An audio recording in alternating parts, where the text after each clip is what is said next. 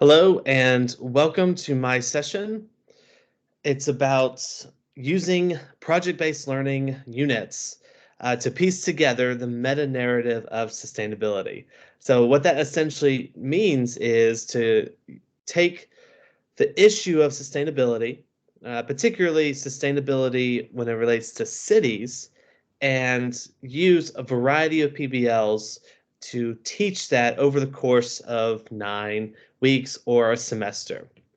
So I am Andrew Fultz, and I teach at South-Doyle High School. A little bit about me: I am a social studies teacher by training at South-Doyle, which is just south of Knoxville, Tennessee. I teach AP US History as well as CP US History, and I greatly enjoy being there. I enjoy my students. This is my 10th year teaching overall, and every year it seems I learn something different and I'm challenged in new ways. Now, before I get into like specifics related to our like STEM 1 class, which is where this project-based learning units are taking place, I want to say that Katie Deviney, who's basically our STEM czar, and Trent McLeese, who's our librarian, they have been instrumental in the development of these PBL units. And honestly, they wouldn't have happened the way that they did and as successfully as they did if it wasn't for those two people helping.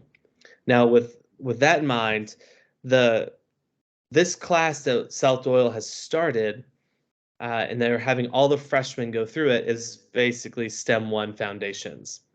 And there are 4 rotations in this course that like a cohort of students would go through, and they would rotate every 9 weeks amongst 4 of us. I do the sustainable cities unit. Among me and 3 other teachers do that. And then different teachers do greenhouse, and then robots as first responders, and an empathy video game. And so at the end of the year, a group of students, a class, will have rotated through all 4 of these rotations. And the goal in this course was to inspire and enable people in STEM, and as well as encourage kids to maybe pursue more CTE classes that they might be interested in, whether that would be coding or things with architecture, etc. Now, within the Sustainability in Cities unit, we look at 4 different things, but we primarily focus on infrastructure, energy, and waste. We do mention green space, but in terms of PBLs, infrastructure, energy, and waste are the 3 big ones. And this presentation will take you through those 3 PBLs and how we use that to piece together the meta-narrative of sustainability. Now, we, at the onset of forming or planning out and creating these PBLs, we involved many industry and community partners along the way, as well as would have people come and speak to our classes about ways they, in their profession, handled sustainability. Now, in the beginning part of this school year, we contacted the University of Tennessee in Knoxville, particularly the Office of Sustainability, and that's when we got introduced to Dr. Melissa Hinton. She's a professor of geography over at UT, and she came and met with us. This is an image of that meeting. She is the one with the University of Tennessee mask on. She came and met with us and really was influential in helping guide our first part of our unit, really even before we started creating PBLs, just trying to figure out what we wanted this particular rotation to look like in terms of sustainable cities. And she pointed us to directions that involved like searching out and collecting data. She was very, very helpful, especially that first 9 weeks. And we are very much looking forward to working with her again next year. And I will get into more specifics on what she did to help us along the way.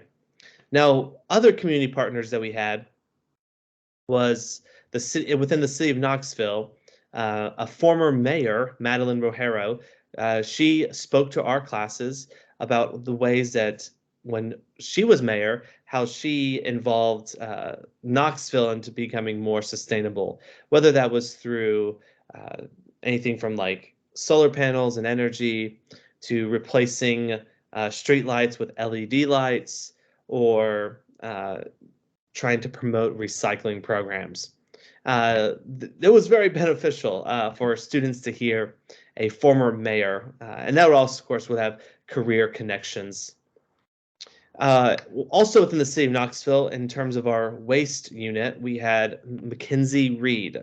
We met with her, and Mackenzie Reed is a waste and resources coordinator with the city. And when we met with her, she discussed uh, the recycling efforts of the city, and really like helped influence our PBL and give it more like substance. Like she clarified myths, like Knoxville has never once shipped off any of its trash to China, like maybe other cities did. And in terms of like recycling, if you wanted to recycle, you needed a buyer for that. And she revealed like how in the city of Knoxville, the big buyer is like for plastics one and two, the buyer would be like a carpet company. So taking those plastics and turning it into carpet. And so that was really, really revealing. It's just good to talk to these sort of industry and community partners. Within the Knox County government, Stephanie Hargrove, who is the lead traffic engineer, she came and speak to our classes about not just being a female in STEM, but like what her job is on a day-to-day basis and how she has like a budget she's in charge of like $10 million with the city. And that was really meaningful as well. And then the last person we came and actually spoke to our classes as well was with TDOT, and there was Steve Borden, who's the director of Region 1, which is mostly East Tennessee, and it's based out of Knoxville. And he was fantastic. He was very energetic, and he would bring the issues with infrastructure to like the students' level of like with Alcoa Highway, and then later with Chapman Highway, and how TDOT is doing stuff there, also related to sustainability. So these industry and community partners were extremely influential in guiding our PBL units. Now, the first of three major PBLs to note was related to infrastructure. And in infrastructure, the goal was to design and laser cut a bridge that withstands a certain amount of stress. That was like the design challenge for students. And we take this through a variety of steps. Each step could be multiple days, but we use the design thinking process to guide it. So like step one is empathy. So how can bridges help those in poverty? And so we'll look at like the purpose of bridges, like with cars, pedestrians, even like an origami bridge that is mobile and kind of get to like disaster areas, and how bridges can like add beauty to a community. The primary thing related to empathy that seemed to work well with students is how bridges help people get to jobs, help people get to medical care, and help people get to entertainment. Because us living in South Knoxville, well, if you don't have a bridge to get to the other parts of Knoxville, you're separated by the Tennessee River, and it would be extremely obnoxious to try to get around otherwise. And we do a lot of stuff in downtown Knoxville as people who live in South Knoxville. So the empathy part of seeing the importance of bridges, as well as like how it helps those in poverty. Like we looked at statistics with like when you have access to bridges in rural communities, it helps to lift people out of poverty for all of those things we've already mentioned with access to jobs, medical care, etc. So this is designed to like show students like the importance of bridges. And then step 2 in the define part, how our bridge is important for sustainability. We show a video with the Memphis Bridge over the Mississippi River and how that had to be shut down because it failed at one point.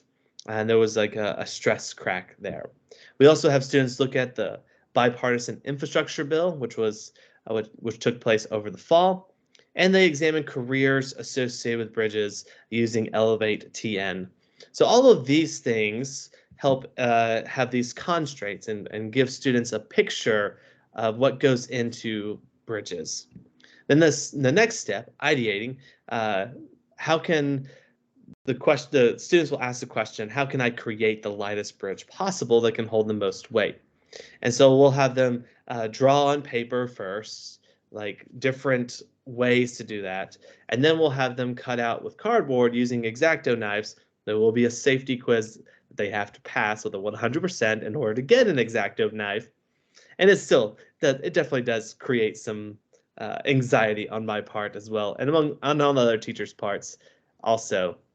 But this was also designed to like, how can they brainstorm basically all these different ways and even go with the wildest things possible of what they would want their bridge to look like. Now we do have some design constraints, like it has to be like a certain width because of the thing that we use to test it. It has to be able to fit on that. And then in step 4, we continue on with that same design question, but then they design the bridge, their prototype, in Tinkercad.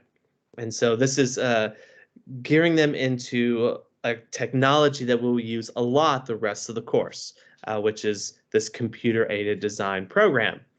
And we do have we have a format, we have a template that they already have, so they just work off of this template in Tinkercad. They're not just thrown into the wind in that regard. And then with that Tinkercad, we will then use the laser cutter to precisely cut out this bridge, see how much it weighs, and then test it.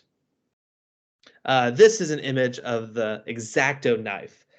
So this is one student's bridge, and we had weighed it, and it does hold that weight, which is like this concrete block. And I'll be honest, when I first saw cardboard, and I'm like, how can that hold up a little concrete block? It somehow does, and that was one big part of it. And then here is there's another design on the left with cardboard, but then on the right is the laser cutter and the students putting in some cardboard that will then be laser cutted out. And here is in Tinkercad one of the bridges that a student made.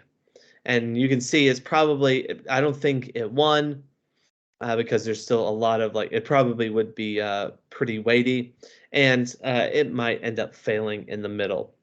And so this is the first big unit on infrastructure. We utilize the technologies of Tinkercad as well as laser cutter and that design challenge. Who can create the lightest bridge to save the most money and that can still withstand the stress of it. Now, our second PBL was related to energy. And in this goal, the goal for this PBL was to research, design, and 3D print a fidget spinner that will spin the longest. And we're using like a wind turbine and fidget spinner, and that's how we end up doing it. So our first step, empathy again, going through design thinking process. How do we use electricity, or what do we use electricity and energy for? And we look at stuff about with air conditioning and the internet. And both of those things relate to students well because it's a part of their daily experience. And then the define part in the next step, what are renewable forms of energy? And you really can't talk about sustainability. Probably the first thing you end up thinking about in terms of sustainability is like renewable energy.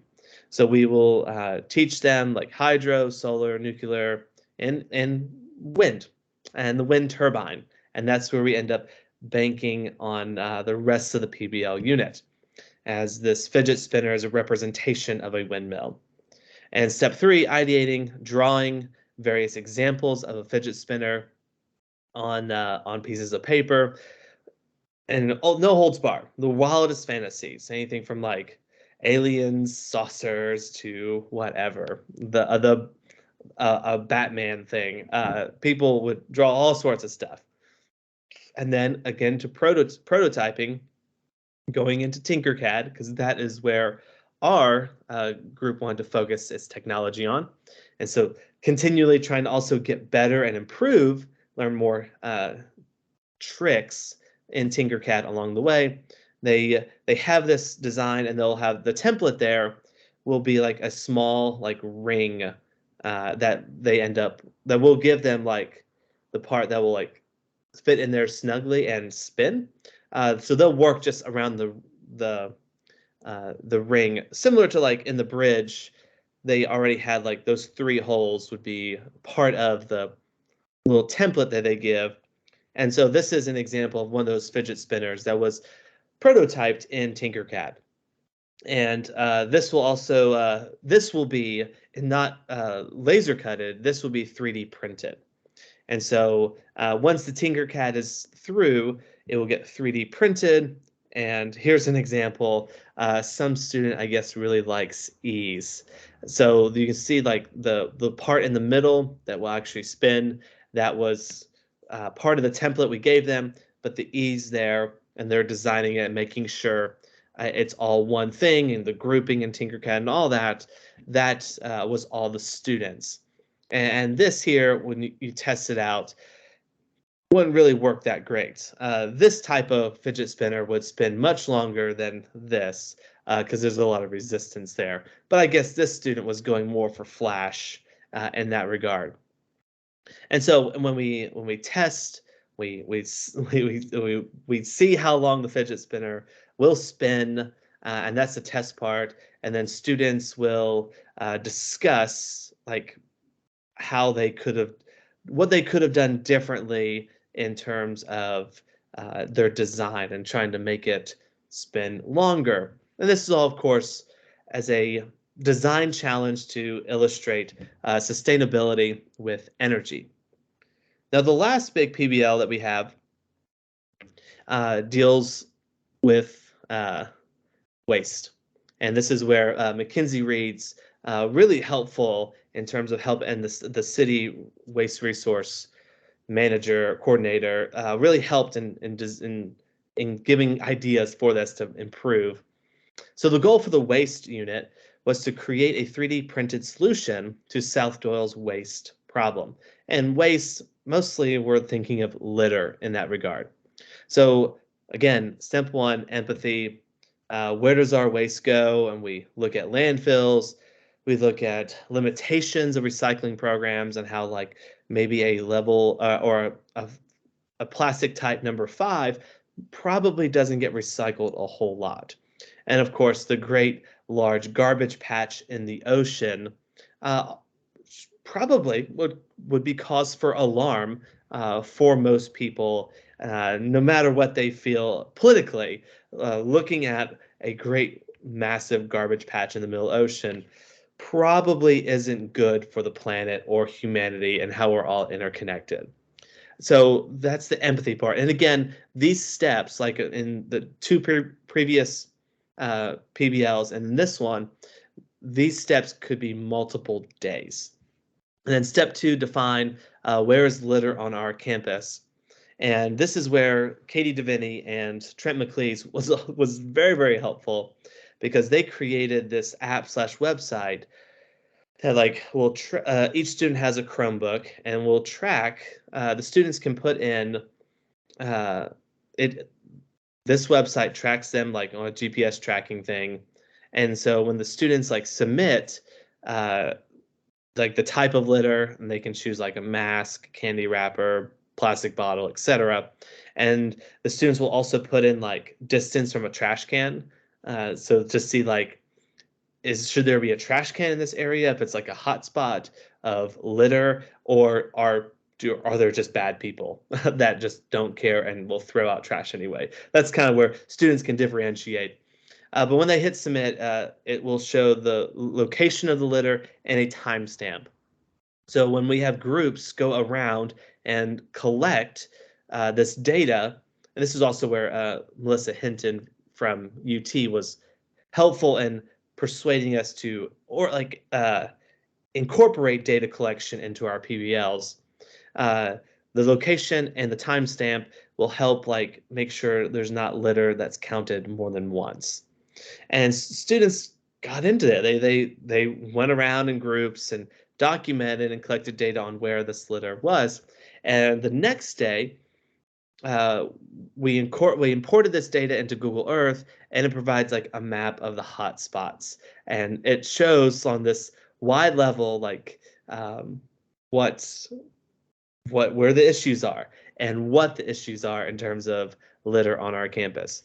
In the bottom right corner there is part of the app that Davini and McLeese created that helped, and this is where the students would input their data into.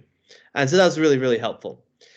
Here is a little graph that portrays the types of litter that we have on campus.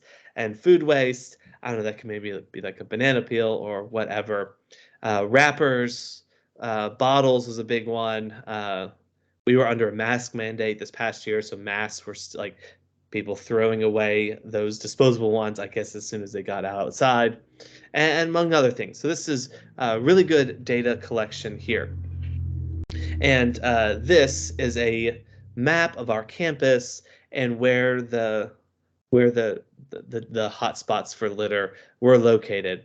And I will say right here, the GPS wasn't too terribly accurate because it looks like it's in a subdivision, but that actually is like around the track on the football field. So it's not perfect system by any stretch of the imagination, but I thought this was really meaningful, and the kids thought so too, for the most part.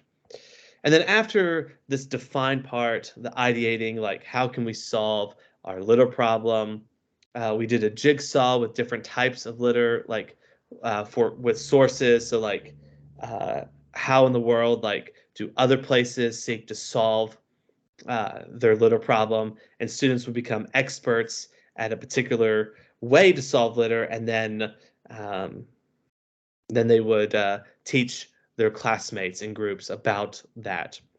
And then what if we made a robot as a part of this ideating? So if we made a robot, where would it need to navigate? What type of trash would it need to collect? And how could it pick up and carry this trash? And so that's where we kind of went off to. And so in the prototyping and then the test and the present, steps 4 and 5, they create an attachment for a robot. The robot that we have is on the left. Create an attachment using Tinkercad that would be screwed onto the top of this robot that can go to catch this litter. And the design constraints are there on the right. And so again, students would have a template on Tinkercad that they would end up working on and creating their own design on what would work well to catch litter and to make sure it didn't go under the robot or whatever. They also, as one part of this, we dabbled in creating a code with the microbit to try to see having the robot have a sensor to maybe go along a black line or something. And so students were able to code the robot going in circles or just going straight, very basic stuff, simply because, well, I don't have much expertise beyond just the basics with coding. And then after you coded a little bit and you've created your design, and the prototyping is really most of the bulk of this was in Tinkercad. Go to 3D print again, and then test the attachment on the robot and see if it will pick up litter. And this was one person's little thing they created in Tinkercad. And you can see how we strapped it onto the front of the robot, and this one didn't work particularly well. So when we would test it and then present, the student would be like, yeah, litter would go underneath it and then go under the robot. And it didn't like, so it needed to go back to the redesign, really. It needed to go back to like prototype ideating and prototyping and really tried to mostly bring down the shovel, I guess. So that was just one example of how we ended up doing this. Now, those were our three big PBLs. And then as we've gone through like these 9-week rotations, we've literally done it different almost every single time. But those three PBLs seem to really like emerge as heavy hitters for us. Our first go around was when we had them create research and create a poster about how they would make Knoxville more sustainable. And so we did this the first 9 weeks. And this is where Dr. Hinton really helped us with like UT's Office of Sustainability, because she actually like brought students to come listen to presentations, and that was really, really meaningful. So in this like little poster thing that we did at the start of the year, before we really like started launching into like much larger like PBLs, we had like them read about the City of Knoxville Sustainability Plan. We did that jigsaws in groups between infrastructure, energy, waste, and green space, which is like parks and such in cities. And then like their design challenge was like, if you had $500 million, how would you make Knoxville more sustainable? And so using Canva, this poster creating website, think like a Google Doc where you can share one poster and I'll edit it. But on Canva, groups create a poster that they would then present. And the students in groups kind of like prototyped and tested with their class, and then they presented their refined poster to the college students from UT, from Dr. Hinton, and then after some more refinement, printing off these posters, we did like a little gallery walk in the library at South-Doyle High School. And again, like, so this poster thing was like our first stab at sustainability, and then from there we really sought to refine the process with the bridge, the fidget spinner, and the attachment for the robot in those infrastructure, energy, and waste PBLs. Here's a group of students presenting to UT students their poster. And so the UT students were oh so kind in listening to like these 14-year-olds present and provided pretty meaningful feedback for those presentations. And here are two students and their posters that they created. And this was during the gallery walk where students would go around and see all 4 classes' posters and kind of grade them. And so this was during our gallery walk, this was their like rubric that they were to follow. Like, is this poster like visually appealing? Is it organized? Does it cite sources? Is it filled with accurate and compelling data? And does it include actually solutions to sustainability in Knoxville? And then they were to grade it on the 1 to 4 scale and leave feedback, positive and negative. And this is some students going around and doing that to the various posters we had up around the library. All right, so at the end of the day, when we look at like all of this sustainability in Knoxville and sustainability in general in cities, these various PBLs were really meaningful for students, and we are still trying to refine and come up with new engaging ways to help use PBLs to piece together this meta-narrative of sustainability. And hopefully at the end of the day, students do care a little bit more about sustainability, but are also more intrigued to explore the technologies that we use, like with computer-aided design, laser cutting, and 3D printing, but also hopefully they come up with a more curiosity about the world and wanting to make the world a better place, because that is truly the point of this. If you have any questions, please send me an email at andrew.fultz@knoxschools.org. And that is my session. Thank you so much for listening, and I hope you have a wonderful day wherever you are.